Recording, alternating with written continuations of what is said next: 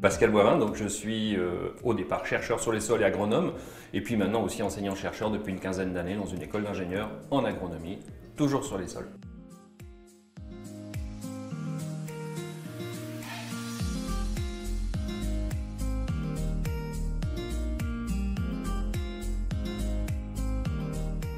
J'étais à la recherche de ce type d'attitude, à savoir associer l'ensemble des acteurs de la chaîne de valeur à un travail sur la régénération des sols et à le faire en partant du point de vue des agriculteurs, en partant de méthodes simples et en hiérarchisant les priorités de façon simple dans le cadre opérationnel.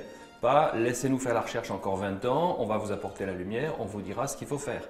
Donc là, on était tout à fait en phase. Ça faisait déjà un petit moment qu'on développait des approches de recherche qui correspondaient à cette attitude-là.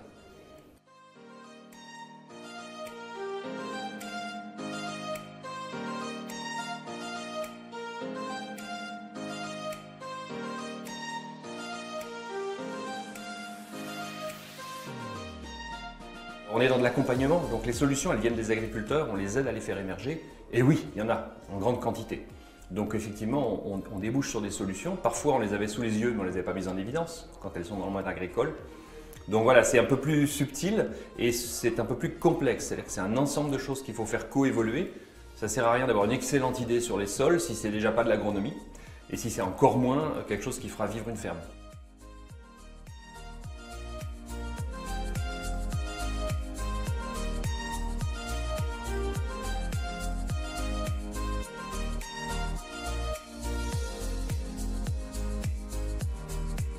La ressource en sol, c'est un des points faibles de notre fonctionnement environnemental.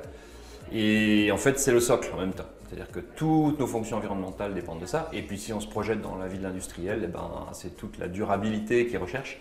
Alors évidemment, le produit d'appel, c'est le carbone, mais derrière, il y a toutes les autres fonctions. Et de ce point de vue-là, je crois qu'ils sont de plus en plus nombreux à comprendre qu'ils ont besoin d'en savoir plus. Et ils ont besoin d'y faire attention, et d'y faire attention maintenant et à grande échelle.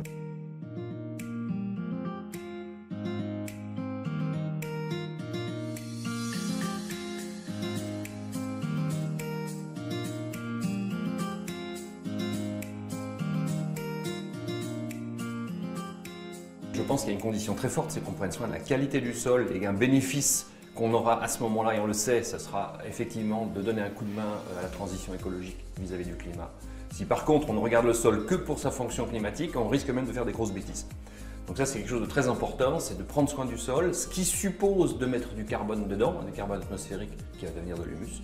Et dans ce cas, on a toutes les fonctions des sols qui s'améliorent, et non pas, pour dire quelque chose d'un peu comme ça amusant, mais non pas enterrer des vieux pneus de voiture parce que comme ça on a mis du carbone dans le sol. Mais il y a des technologies qu'on propose qui font peur parce qu'elles ne se focalisent que sur augmenter les teneurs en carbone dans le sol. Alors évidemment ce ne sont pas des pneus de voiture tout de même, mais c'est dangereux pour le sol, c'est dangereux pour la qualité des sols, donc pour toutes les autres fonctions du sol. Voilà. Donc oui, le sol est un amortisseur climatique potentiel et il le sera d'autant plus qu'on en prendra soin globalement.